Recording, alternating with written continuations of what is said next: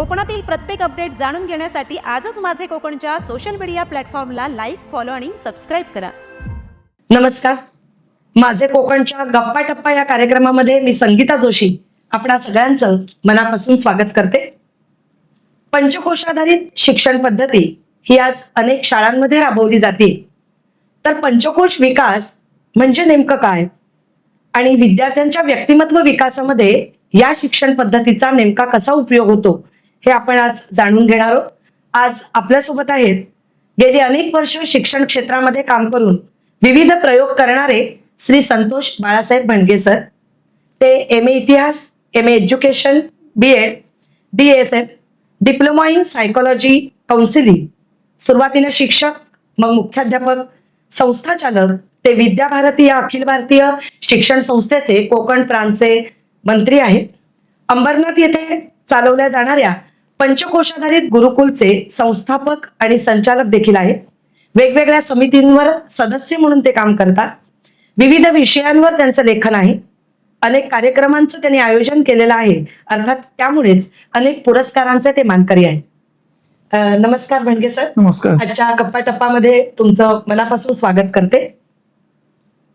अंबरनाथ येथे पंचकोशाधारित गुरुकुल गेली अनेक वर्ष तुम्ही चालवत आहात. तर पंचकोशाधारित गुरुकुल शिक्षण पद्धती म्हणजे नेमकं काय?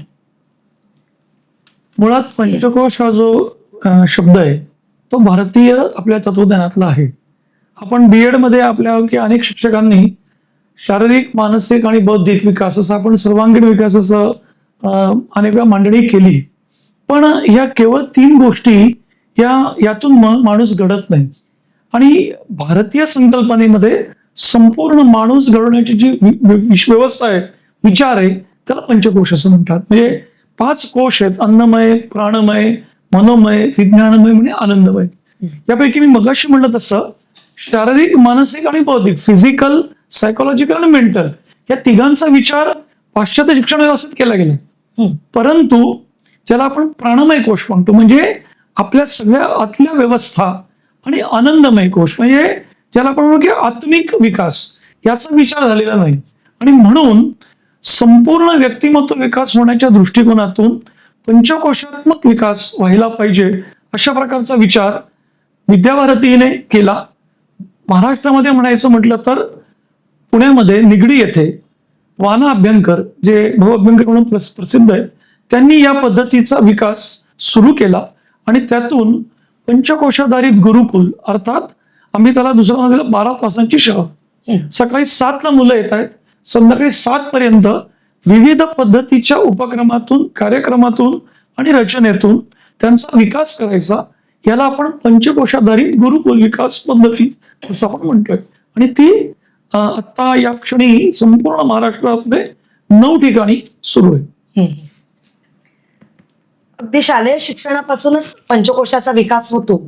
तर मग भाषा, गणित, विज्ञान, समाजशास्त्र, कला या विषयांच्या अध्ययन अध्यापनामध्ये या पंचकोशाचा संबंध कसा आहे? हे बघा, मुळात असं आहे की पंचकोश व्यक्तित्वाचे आहेत, ज्यातून आपलं व्यक्तित्व घडतं. आता शिक्षणामध्ये आपण हे जे विषय म्हणतो ना, हे विषय आपल्या एकेका अंगांचा विकास करण्याचा खरंच विषय. दुर्दैवाने गेल्या अनेक वर्षांमध्ये आम्ही केवळ कंटेंट, म्हणजे विषयातलं जे कंटेंट ते शिकवलं.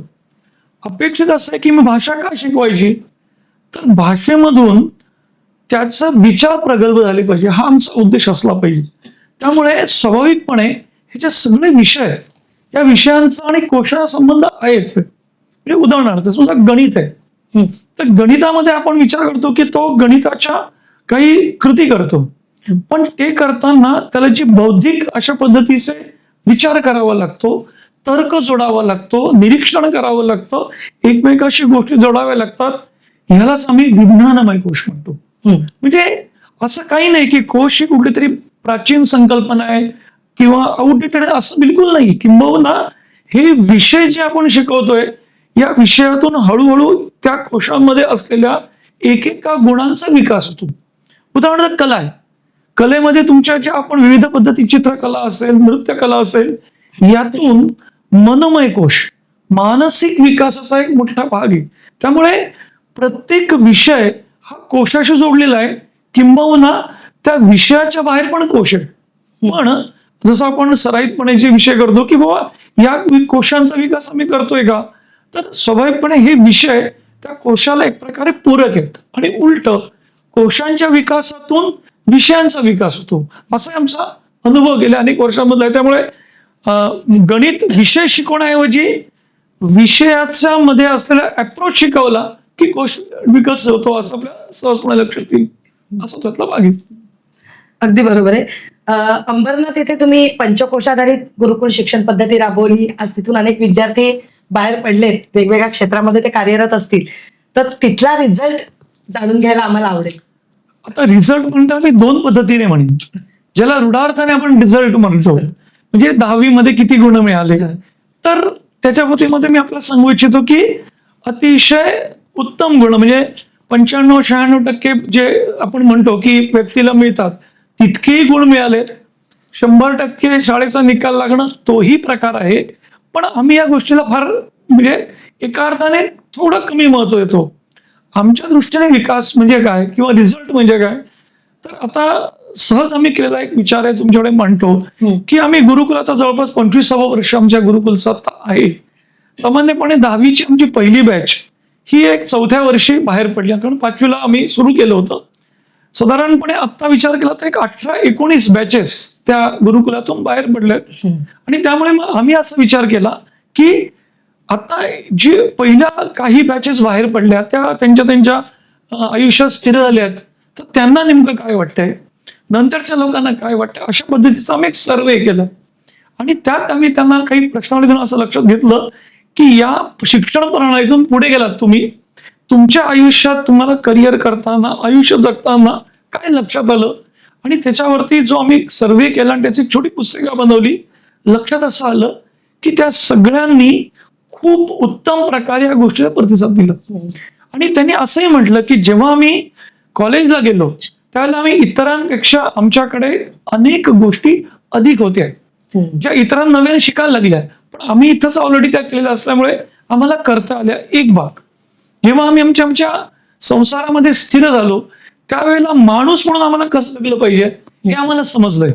आणि अजून एक मला या ठिकाणी ऍड करायला लागेल की आपल्या गुरुकुलामध्ये आपण असं करतो की तुम्ही तुमचं करिअर करा, बरोबर आहे, पण करिअर बरोबर माझं समाजाशी काही नातं आहे का, तर असं लक्षात आलं की जी सगळी मुलं गेली आहेत यातल्या जवळजवळ 70 ते 80% विद्यार्थी त्यांचं करिअर तर उत्तम करतायत, पण त्याच्याबरोबर समाजातल्या कुठल्या ना कुठल्या अशा संस्थेशी संघटनेशी जोडलेले आहेत की माझं समाजाशी काही देणं आहे, माझ्या देशाशी काही देणं आहे हे करतात. मला असं वाटतं की आमच्या दृष्टीने हा रिझल्ट अधिक महत्वाचा आहे आणि त्याबद्दलचं आम्ही मुद्दामून हे प्रयत्न केला की आपण इतके वर्ष गुरुकुल चालून नेमकं काय केलं, तर अत्यंत आनंदाने आणि समाधाने सांगता येईल अशी बाब मला या ठिकाणी नमूद करायची वाटते. म्हणजे उत्तम माणूस म्हणून विद्यार्थी घडतो हे नक्की. येस. आता वेळ झाली आहे विश्रांतीची, घेऊया एक ब्रेक. पाहत राहा माझे कोकण.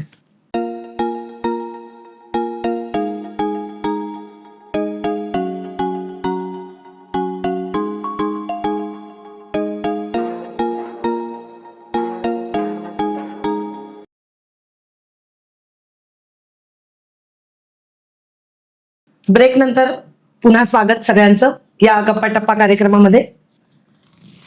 बंडके सर, तुम्हाला अजून एक विचारायचंय मला की आत्ताचं नवीन राष्ट्रीय शैक्षणिक धोरण 2020 त्यांच्या अभ्यासक्रमाचा आराखडा आणि विद्यार्थ्यांची विकासाची क्षेत्र यांची पंचकोशाशी कशी सांगड घातली?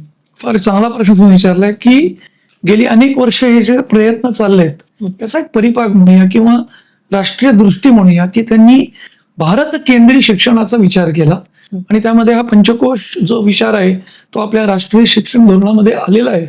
आणि ज्या लोकांना याचा अभ्यास करायचा आणि जरूर करावा हिची सगळी विकास क्षेत्र त्यांनी निवडली आहेत. त्या विकास क्षेत्रामध्ये हा पंचकोश चपकलपणे बसवून, उदाहरणार्थ पहिलं विकास क्षेत्र आहे शारीरिक विकास असं आहे, त्यात हे मगाशी म्हटलं असं अन्नमय कोश, प्राणमय कोश ह्याचे सगळे घटक त्यामध्ये समाविष्ट होतात. दुसरा आहे मानसिक, आध्यात्मिक आणि नैतिक विकास, ज्याला मगाशी मी मनमय कोश म्हणालो की संपूर्ण मनाचा विकास हा त्या क्षेत्राशी निगडीत विषय होतो. तिसरं क्षेत्र आहे ते म्हणजे बोधात्मक विकास. त्याला मग अशी मी गणिताचा उल्लेख केला आपल्याला की विज्ञानमय कोश, त्यामध्ये गणित विज्ञान या सगळ्या संदर्भातले आणि त्याच्याशी निगडीत अशा सगळ्या गोष्टी त्यामध्ये प्रामुख्याने येतात. आणि चौथं क्षेत्र आहे ते सांस्कृतिक आणि कलात्मक विकास, ज्याला मगाशी पण आनंदमय कोश म्हटलं, त्याचा त्याशी संबंध येतो. त्यामुळे ही विकास क्षेत्र, नंतर ज्याला सीजीस म्हणतो आपण, करिक्युलर गोल्स, ह्याचा जो पूर्ण रचना राष्ट्रीय धोरणात केलेली आहे त्याचा पूर्णपणे आधार पंचकोश आहे. त्यामुळे आता जरी पंचकोश आधारित गुरुकुल ही वेगळी व्यवस्था आहेच आहे, पण हे मॉडेल ठेवून आता सगळ्याच शाळांमध्ये या पद्धतीच्या विकासाची योजना हळूहळू सुरू होईल. आणि एका अर्थाने आनंदाची बाब आहे की आपल्या देशातल्या विद्यार्थ्याला आपल्या देशाशी जोडण्याचा हा एक उत्तम प्रयत्न या राष्ट्रीय शिक्षण धोरणात झालेला आहे. ही सगळ्यात महत्वाची बाब आहे. अगदी बरोबर आहे. विद्याभारती शिक्षण संस्थेच्या शिरळ येथील शाळेमध्ये पंचकोशाधारित गुरुकुल शिक्षण पद्धती राबवली जाते. तर तिथल्या प्रोजेक्ट विषयी काय सांगाल, म्हणजे त्यांचा फीडबॅक कसा आहे? म्हणजे एक तर मी कोकण साठी जे गप्पा टप्पा कार्यक्रम करत आहेत, तुम्हाला आनंदाने सांगायला आवडेल की कोकणामध्ये जसं रत्नागिरीमध्ये हा प्रयत्न चालू झाला तसं इकडच्या भागासाठी आपण शिरळ या ठिकाणी हा प्रयत्न सुरू केलाय. विद्याभारती गेली 75 वर्ष पंचकोश विकासावरती काम करतेच आहे. त्यामुळे त्याचा अनुभव, आणि जसं मी आता म्हटलं की अहमदाबाद किंवा अन्य ठिकाणी जे आपले गुरुकुल चाललेत त्याचा अनुभव घेऊन आपल्या विद्याभारतीचं गुरुकुल शिरळमध्ये सुरू आहे. आणि त्यामुळे स्वाभाविकपणे इथल्या विद्यार्थ्यांना त्याचा एक चांगला उपयोग होणार आहे. तिथल्या फीडबॅकचा विचार करायचा म्हटलं तर मी असं म्हणेन की त्या ठिकाणी जे विद्यार्थी येत आहेत त्या विद्यार्थ्यांमध्ये या सगळ्या गुणांमध्ये खूप प्रमाणामध्ये वाढ होताना आपल्याला दिसले. म्हणजे आताच याच वर्षी या शिरळचे विद्यार्थी अखिल भारतीय स्तरावरती जी खेलकूद स्पर्धा होते त्यामध्ये आपल्या मुलांनी भाग घेतला आणि आपली मुलं अखिल भारतीय स्तरापर्यंत पोहोचली.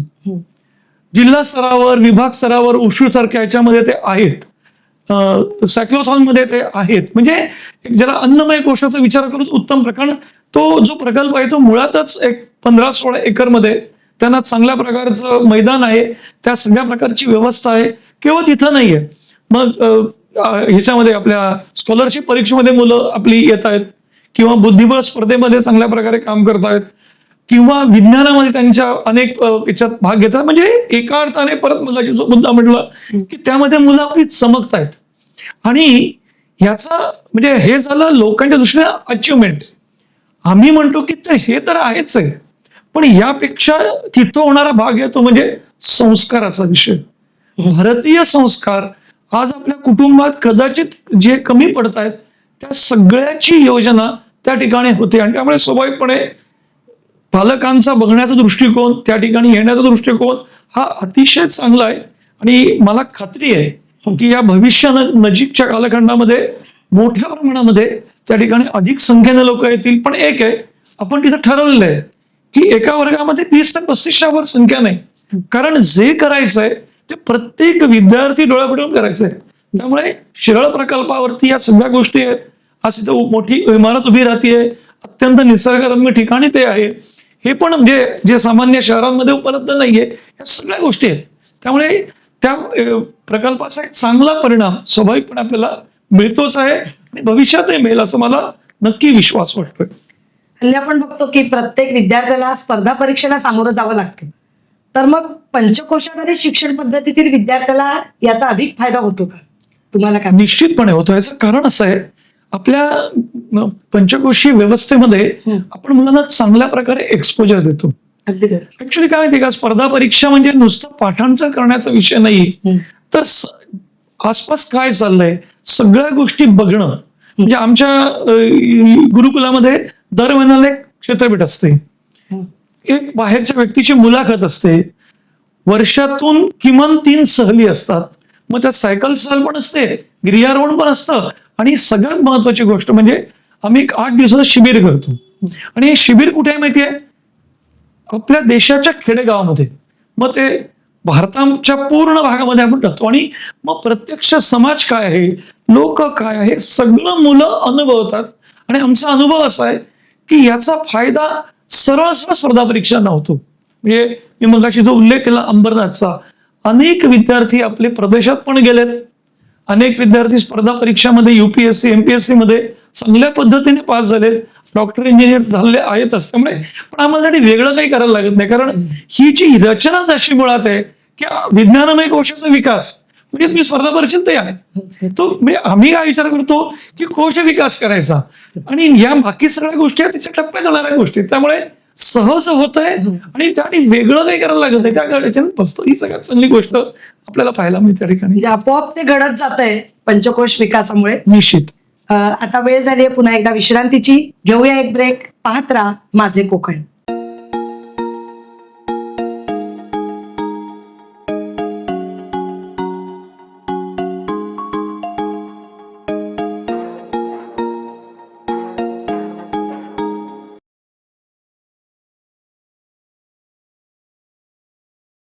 ब्रेक नंतर पुन्हा आपण भेटतोय आजच्या गप्पा टप्पांमध्ये. पंचकोशीय विकास साध्य करण्यासाठी शिक्षण प्रक्रियेमध्ये शिक्षकाची आणि कुटुंबामध्ये पालकांची भूमिका कशी महत्वाची? मुळात या प्रक्रियेमध्ये पालक आणि शिक्षक या दोघांची समन्वयाची भूमिका आहे. सामान्य शाळांमध्ये काय घडतं की पालक सभा असते आणि पालक सभेमध्ये पालक शिक्षकांवरती आरोप करतात आणि शिक्षक म्हणतात की तुमच्या मुलाला काही येत नाही. पंचकोशामध्ये या दोन्ही गोष्टी मान्य नाही. शिक्षक 12 तास जेव्हा आम्ही त्या मुलांचे पालकही असतो आणि मुलांचे शिक्षकही असतो, हा पहिला मुद्दा. आणि पालक सुद्धा उरलेले 12 तास तो मुलगा जो आपल्या घरी आलेला आहे त्या मुलाला त्याच पद्धतीने वाढवणं ह्याची गरज असते. म्हणजे उदाहरणार्थ आम्ही शाळेमध्ये असं म्हणतोय की अरे तुझा वाढदिवस तुला आम्ही ओवाळून साजरा करतोय आणि जर घरी पालकांनी येऊन हॅपी बर्थडे टू यू केलं तर मुलगा म्हणाल की हे काहीतरी चुकीचं आहे. त्यामुळे पालक आणि शिक्षक म्हणून या गुरुकुलामध्ये दर महिन्याला पालक सभा नसते, तर पालक संवाद असतो, पालक प्रबोधन असतं आणि त्यामध्ये पालक गुरुकुलात काय चाललंय, पंचकोशाच्या विकासात काय चाललंय हे समजून घेतात आणि त्यात त्यांचा सक्रिय सहभाग असतो. मी मगाशी तुम्हाला उदाहरण दिलं शिबिराचं. आमचे काही पालक शिबिर अरेंज करतात, त्यांच्या मुलांबरोबर ते असतात. त्यामुळे असं नाहीये की हे तुम्हाला मुलं सोपवली आणि तुम्ही काय करायचंय करा, असं नाहीये. म्हणून ही भूमिका फार महत्वाची असते आणि आपल्या सुदैवाने पालक ह्यामध्ये खूप चांगल्या पद्धतीने सहकार्यही करतात आणि पालक, शिक्षक आणि तिसरा घटक पण मी ऍड करतो, समाज. कारण शेवटी आपण समाजाबरोबर आहे. त्यामुळे या तिघांच्या समन्वयातून उत्कृष्ट पद्धतीने हा पंचकोशी विकासाचा कार्यक्रम चालतो. आमच्या गुरुकुलामध्ये पालकांचं एक मंडळ असतं, ते आपल्या सगळ्या प्रक्रियेमध्ये म्हणजे अगदी त्या ठिकाणी चालणाऱ्या आर्थिक ह्याच्यात पण ते सहभाग असतो. इतकं चांगल्या पद्धतीने आपल्याला सहभाग पाहायला मिळतो आणि पालक करतात, ही अनुभवाने चांगली गोष्ट आहे. आणि अजून एक छोटासा मुद्दा, आम्ही पालकांना म्हणतो की तुमचा पंचकोश विकास करा आणि पालक करतात. म्हणजे काय, तो छोट्या मुलांनी करण्याची गोष्ट नाही, पंचकोश विकास आमरण करण्याची गोष्ट आहे. त्यामुळे तोही सुरू होतो विषय असा. अगदी बरोबर आहे. शालेय शिक्षणापासूनच पंचकोशाचा विकास झाल्यामुळे विद्यार्थ्यांचा व्यक्तिमत्व विकास होतोच आणि मग असा विद्यार्थी भविष्यात कोणत्याही स्पर्धेला सहज सामोरा जातो, हे लक्षात आलं तुमच्या बोलण्यातनं. आणि त्यामुळे पालकांनी आपल्या पाल्याला त्याच्या उत्तम जडणघडणीसाठी या प्रकारच्या शिक्षण पद्धतीच्या शाळेमध्ये प्रवेश घ्यावा. तर तुमचं मत काय आहे? माझं म्हणणं एवढंच आहे की आपल्या मुलाला आपल्याला काय करायचंय असा प्रश्न प्रत्येक पालकाला पडतो आणि तो साधारणपणे मुलगा पोटामध्ये असताना किंवा फार पडतं जन्माला आल्याबरोबर पडतो. आणि मग आपण शोधतो काय की कुठली शाळा चकचकीत आहे, गुळगुळीत आहे हे शोधतो आपण. मला असं प्रश्न विचारते की तुमच्या मुलाला काय घडवायचंय, तर उत्तर आहे इंजिनियर, डॉक्टर, चार्टर्ड अकाउंटंट असं आहे. पण इंजिनियर घडवायचं असेल तर इथे येऊ नका, डॉक्टर घडवायचं येऊ नका, हे सगळं घडेल.